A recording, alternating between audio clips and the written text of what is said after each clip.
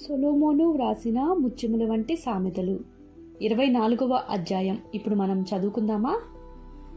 దుర్జనులను చూచి మచ్చరపడకము, వారి సహవాసము కోరకము. వారి హృదయము బలాత్కారము చేయ యోచించును, వారి పెదవులు కీడును గూర్చి మాటలాడును. జ్ఞానము వలన ఇల్లు కట్టబడును, వివేచన వలన అది స్థిరపరచబడును. తెలివి చేత దాని గదులు విలువగల రమ్యమైన సర్వసంపదలతో నింపబడును.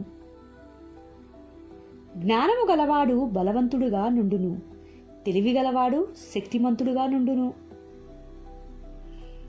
వివేకము గల నాయకుడవై యుద్ధము చేయుము, ఆలోచన చెప్పువారు అనేకులుండుట రక్షణకరము.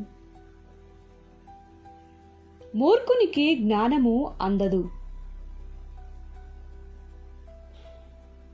గుమ్మమునొద్ద అట్టివారు మౌనులయుందురు. కీడు చేయ పన్నాగములు పన్నువానికి తంటాలమారి అని పేరు పెట్టబడును. మూర్ఖుని యోచన పాపము, అపహాసకులు నరులకు హేయులు.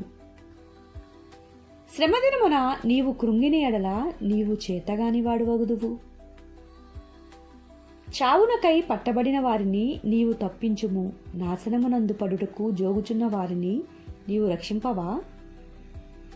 ఈ సంగతి మాకు తెలియదని నీవు అనుకుని ఎడల హృదయములను శోధించువాడు నీ మాటను గ్రహించును కదా. నిన్ను కనిపెట్టువాడు దాన్ని ఎరుగును కదా. నరులకు వారి వారి పనులను బట్టి ఆయన ప్రతీకారం చేయును కదా. నా కుమారుడా, తేనె త్రాగుము, అది రుచిగలది కదా. తేనె పట్టు తినుము, అది నీ నాలుకకు తీపియే కదా. నీ ఆత్మకు జ్ఞానము అట్టిదని తెలుసుకొనుము, అది నీకు దొరికిన ఎడల ముందుకు నీకు మంచి గతి కలుగును, నీ ఆశ భంగము కానేరదు. భక్తిహీనుడా, నీతిమంతుని నివాసమునొద్ద పొంచి ఉండకము, వాని విశ్రమ స్థలమును పాడు చేయకము. నీతిమంతుడు 7 మార్లు పడినను తిరిగి లేచును, ఆపత్కాలమునందు భక్తిహీనులు కూలుదురు. నీ శత్రువు పడినప్పుడు సంతోషింపకము, వాడు త్రొట్టిల్లినప్పుడు నీవు మనసున నులసింపకము. ఈరోజు 24వ అధ్యాయం 1 నుండి 17 వచనములు చదువుకున్నాము. మిగతావి రేపటి ఎపిసోడ్లో చదువుకుందామా. నా ఛానల్ను వీలైతే సబ్స్క్రైబ్ చేసుకొని లైక్ అండ్ కామెంట్ చేయటం మర్చిపోకండి.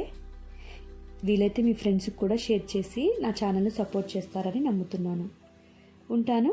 ఇట్లు మీ అనుశ్రీ మెండు. Thank you.